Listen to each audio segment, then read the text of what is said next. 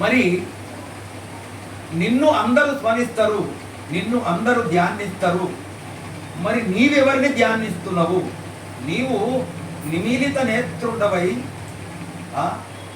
నిమిలిత నేత్రుండవై కనులు మూచి, నిమిలిత నేత్రుడు అంటే కనులు మూచి తెరవనట్టుగా ఉండాలా ధ్యానం చేస్తే.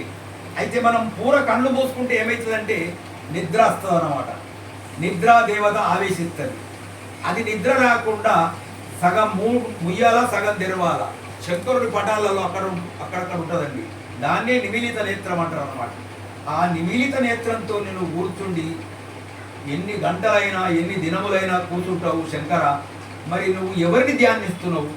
లోకమంతా నిన్ను ధ్యానిస్తుంది, మరి నీవెవరిని ధ్యానిస్తున్నావయ్యా అని అడిగింది. అలా అడిగితే శంకరుడు అన్నాడు, చూడండి పార్వతీ అమ్మ, లోకమంతా నన్ను ధ్యానిస్తుంది కరెక్టే.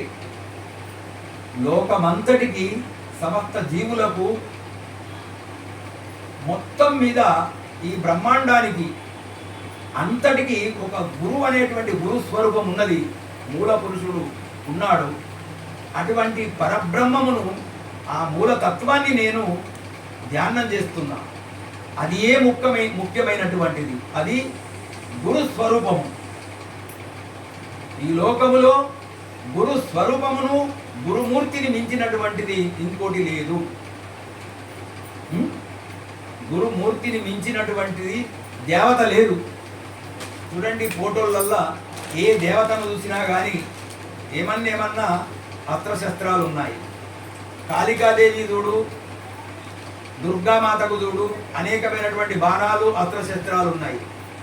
ఏ దేవునికి చూసినా చేతులలో ఉన్నాయి కదా.